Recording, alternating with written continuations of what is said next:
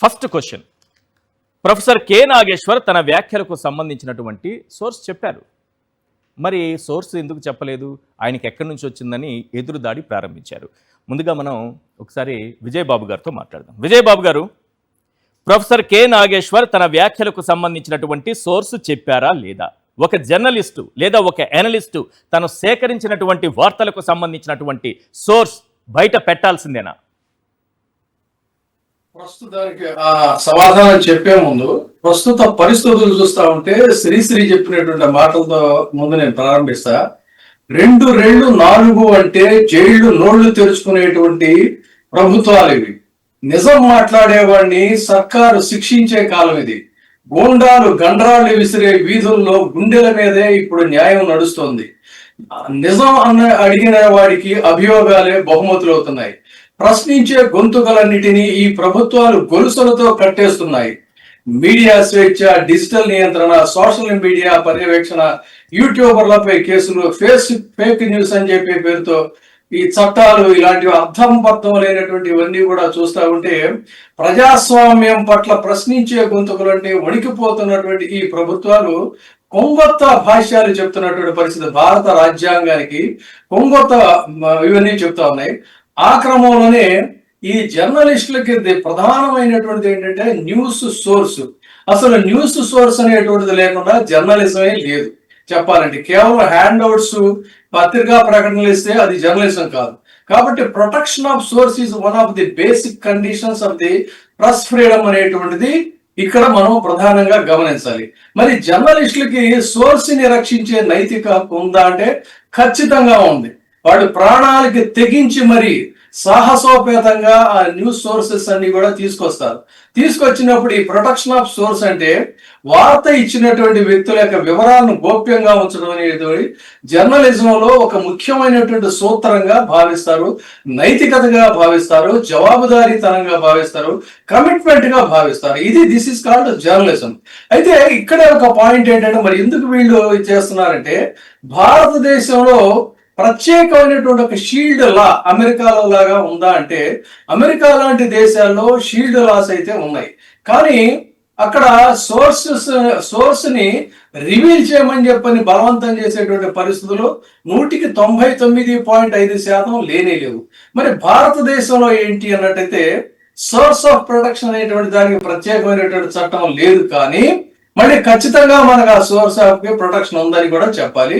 ఈ loop holes ని base చేసుకుని పనికి మాలినటువంటి పనులని చేస్తున్నారు. మనకున్నటువంటి ప్రధాన రక్షణ కవచం ఏంటి అన్నట్లయితే ఆల్రెడీ ఫండమెంటల్ రైట్స్ లో article 19(1)A freedom of speech and expression, దీని మీదే ప్రధానంగా కోర్టులు ఇలాంటి వాటన్నిటిని జరిగినప్పుడు కోర్టులు చాలా స్పష్టంగా తీర్పులు ఇచ్చాయి.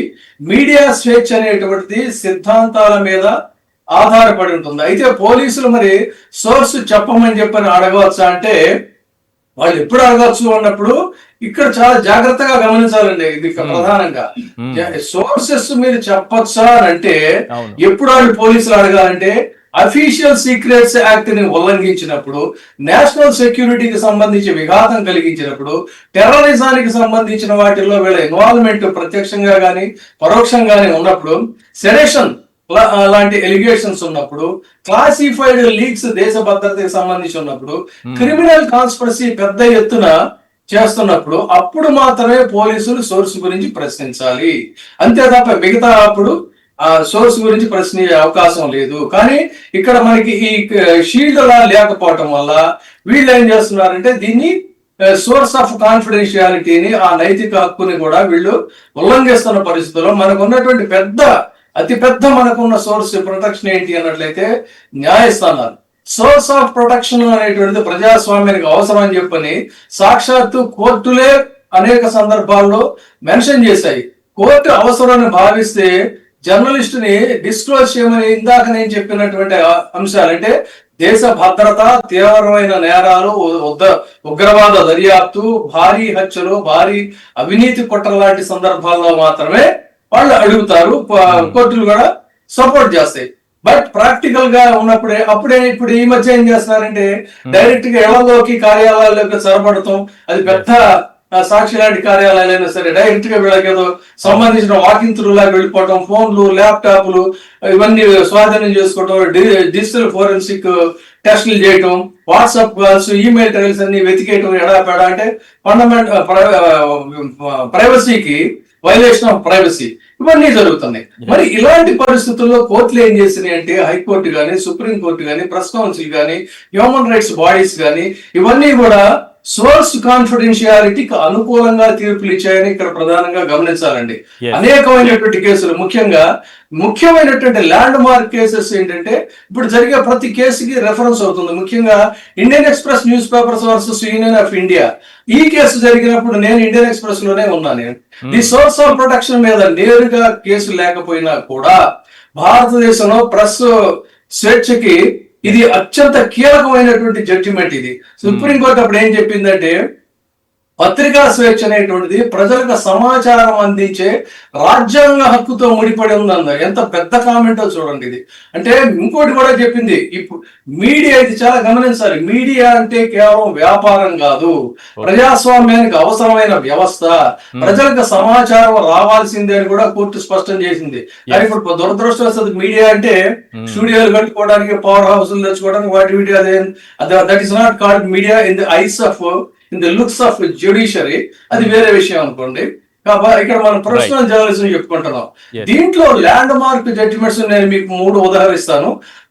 Ramesh Thapar versus state of Madras 1950.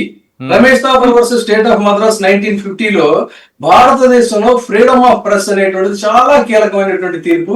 ఇది అనేకమైనటువంటి దీనికి రెఫరెన్స్ తీర్పు కింద కూడా వస్తుంది.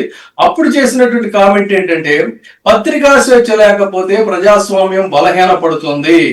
మీడియా స్వేచ్ఛ ఆర్టికల్ 19 సబ్సెక్షన్ 1 సబ్సెక్షన్ ఏలో ఒక ప్రధానమైన భాగంగా చూడటం అయింది అనేటువంటిది చెప్పింది.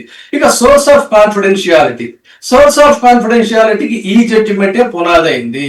దీని ప్రాతిపదికగానే ఢిల్లీ హైకోర్టు పైనీర్ కేసులో 1997లో ది సోర్స్ ఆఫ్ పైనీర్ కేసులో చాలా ముఖ్యమైనది ఏంటంటే, నీ సోర్స్ ఎక్కడి నుంచి వచ్చింది, నీకు ఎవరు ఇచ్చారు అని చెప్పని అడగడానికి వీల్లేదని చెప్పని ఢిల్లీ హైకోర్టు చాలా కేటగారికల్ గా చెప్పిందండి. ఏమని చెప్పిందంటే ఇక్కడ చెప్తా, no useful purpose would be served by insisting on disclosure. అంటే సోర్స్ చెప్పమని బలవంతం చేయడం అవసరం లేదు అని చెప్పింది.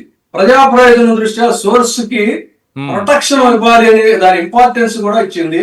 తర్వాత Arnab Ranjan Goswami versus union of India 2020లో ఇది కూడా చాలా సుప్రీం కోర్టులో బలమైనటువంటి వ్యాఖ్యలు చేసింది ఈ కేసుకి సంబంధించి.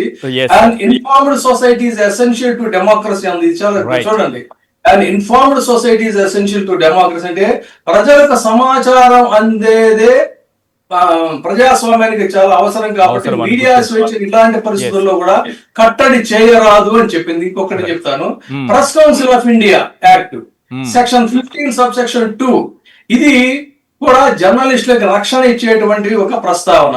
ఈ చట్ట ప్రకారం ప్రెస్ కౌన్సిల్ జర్నలిస్టులని సోర్స్ రివీల్ చేయమని మీరు బలవంతం చేయడానికి వీల్లేదని వివిధ సందర్భాల్లో, వివిధ సమావేశాల్లో, పరిశీలనలో చెప్పింది. అంటే సోర్స్ కాన్ఫిడెన్షియాలిటీకి ఆల్వేస్ ఒక మనకు సపోర్ట్ ఉంది, రికగ్నిషన్ ఉంది. కోర్టు అవసరమైనప్పుడు మాత్రమే, ఏది ఇందాక మనం మెన్షన్ చేసినట్టు only national security, terrorism, serious crimes, official secrets, criminal conspiracy తప్ప రిమైనింగ్ దాంట్లో you have no right to ask what is the source and what are the sources. ఇది తెలుసుకొని మసలుకుంటే వాళ్ళు రాజ్యాంగబద్ధంగా నడుచుకున్నట్టు లెక్క. కాదు అన్నట్లయితే చెప్పారు. గ్రేట్ సోర్స్ ఏంటంటే మనకున్న రక్షణ కవచం మన యొక్క న్యాయ వ్యవస్థలండి. ఖచ్చితంగా దీన్ని అతిక్రమించి ఎవరు వెళ్ళినా కూడా భారీ మూల్యం కోర్టుల ముందు చెల్లించుకోక తప్పదు.